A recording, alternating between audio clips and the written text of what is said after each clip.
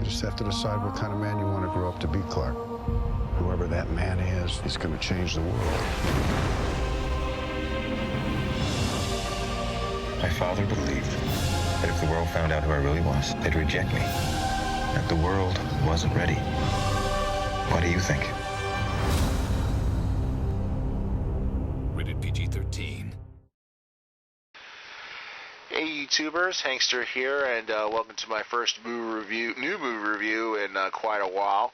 And for this new movie, I'm going to start off with Man of Steel, starring Henry Cavill, Amy Adams, Kevin Costner, Russell Crowe, Diane Lang, and Lawrence Fishburne. The movie is also produced by Batman director Christopher Nolan.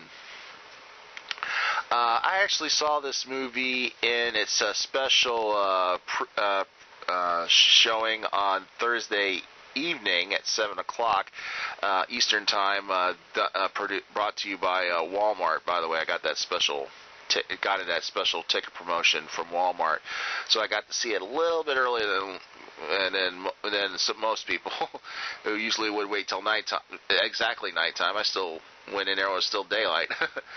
But gotta say, this is a very good movie, very good portrayal of the Superman origin story, and I have to say that this is a full reboot of the Superman movie franchise, as opposed to what most people would say about Superman Returns. Superman Returns was basically an attempt to restart the original Superman movie series with new actors and actresses, as opposed to a reboot, which was basically a retelling, much like the last three Batman movies were.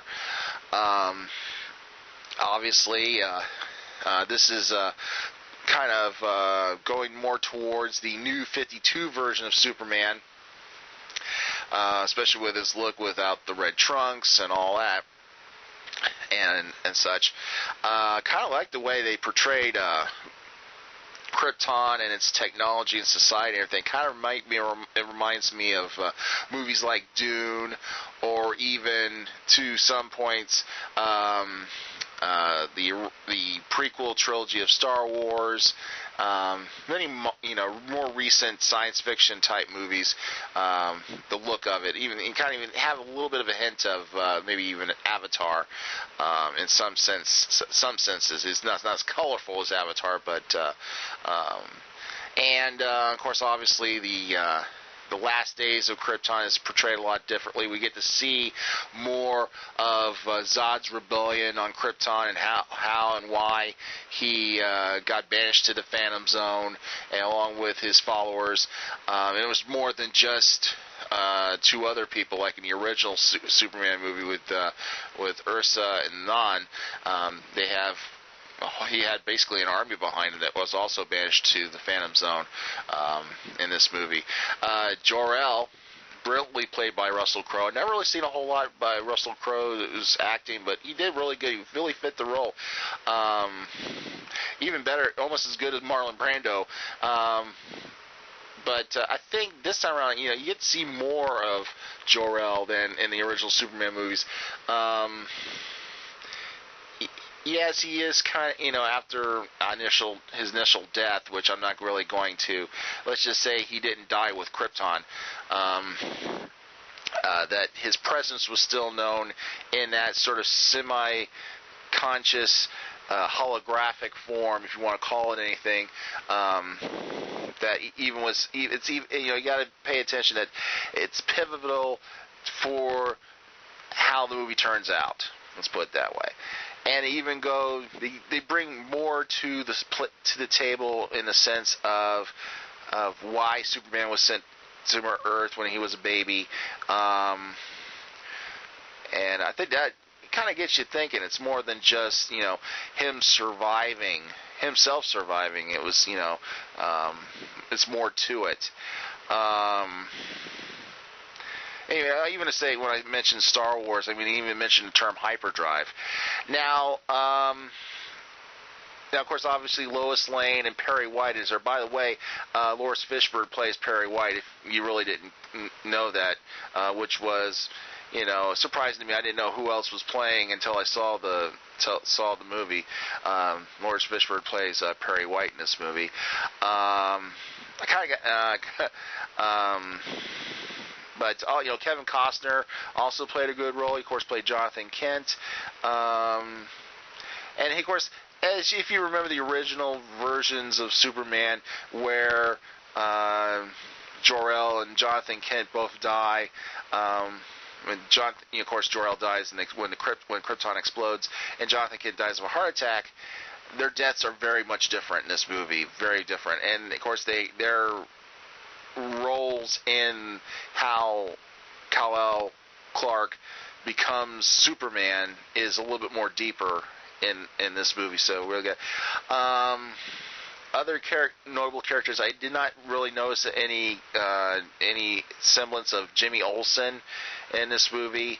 Lex Luthor, he wasn't mentioned by name, and he wasn't, obviously Lex Luthor was not in this movie in manner form, but in a sense he is mentioned. You have to pay attention. There's a scene where you might recognize something connected to Lex Luthor, and you'll see it right away. It's right there. You'll say, "Oh, there it is."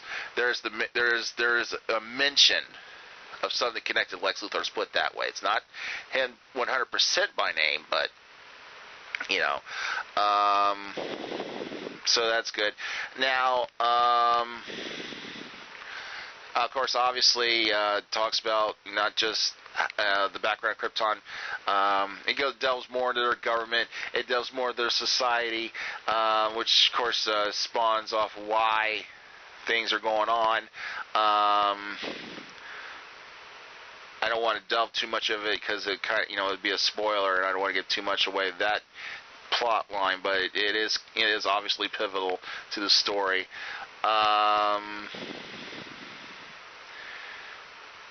Also, the connection between, of course, Superman and Lois Lane is quite different than something I ever seen before.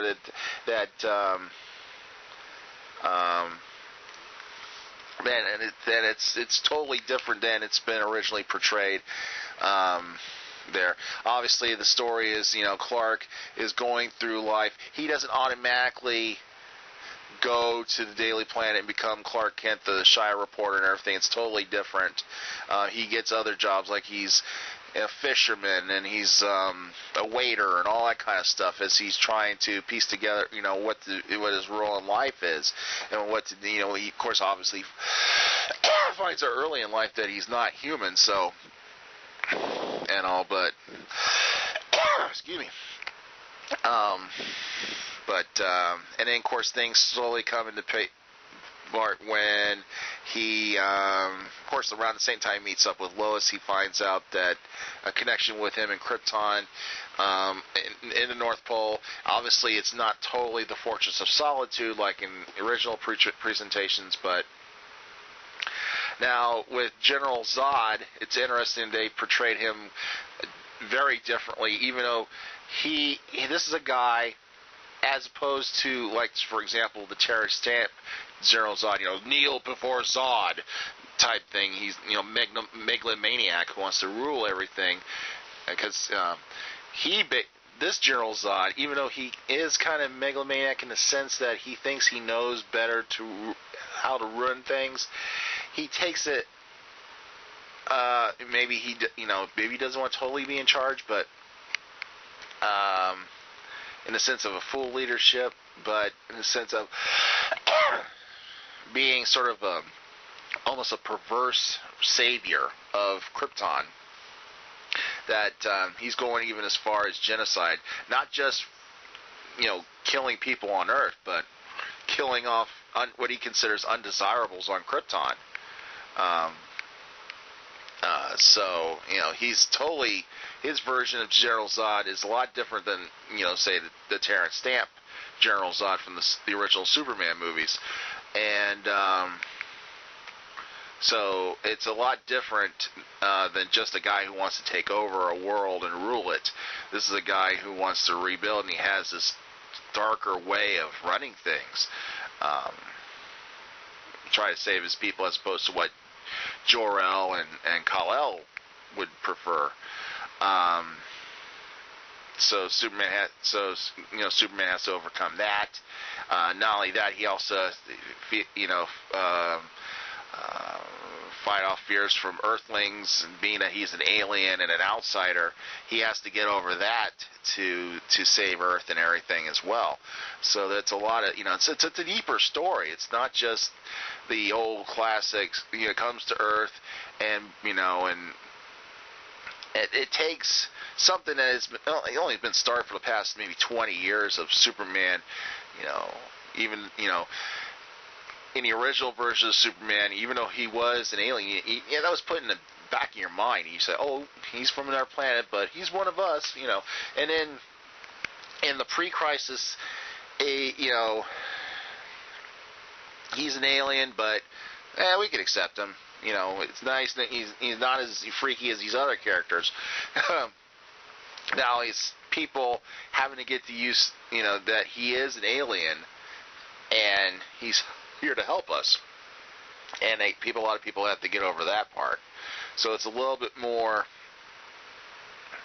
and different than just the happy-go-lucky Superman of the past. This is a guy from another world. He looks human, but he's different. And it's, obviously differences. And, it's a deeper story, but it is definitely great special effects, great action, great fight scenes, and all. And there is, as I said, there is a lot of parallels.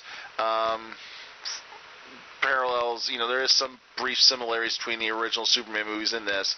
The fight scenes obviously kind of reminiscent of the original movie in some sense. If you ever watch Superman 2 and watch the fight scenes in this movie, you can see some similarities and all that and all. But I gotta say, Amy Adams probably maybe she's kind of floating in between second and third best looking Lois. Of course, Erica Durance from Smallville is the hottest Lois Lane, obviously, but she's running tying in second and third with Terry Hatcher, but but not too bad. Lawrence Fishburne was great in his role as Perry White. So nothing to complain there. Kevin Costner, not much into Kevin Costner, but he was good in this role. It kind of, the older, parental figure type character. He was pretty good at that. Diane Lang, Martha Kent, nothing really to stretch there. She wasn't like, Martha Kent from Smallville or anything, and she wasn't like this withering old woman. She was basically, there for Clark when he needed her and all that, so that was pretty good. And just about everybody was good in this movie, and Henry Cavill, great as Superman. This version of Superman, he pretty much fit the role. So I can't wait to see what they're going to do with future movies. Obviously, probably it's going to be the number one movie of the weekend, but I still got some more Superman or Man of Steel collectible reviews to go with here soon. By the way, I just noticed that I've passed 800 subscribers to the Multiverse channel. Thank you for that. I wanted to do an update video, but it was too soon. But just going to throw that in here. That thanks for the. I think it was I think I'm about maybe past 805 subscribers, but that's pretty cool. But and I'll go check out Man of Steel. It's definitely a refreshing move for the Superman movie franchise. Hopefully they'll do another one soon. And stay tuned here for more reviews, whatnot, and up and away here on the Multiverse. See ya.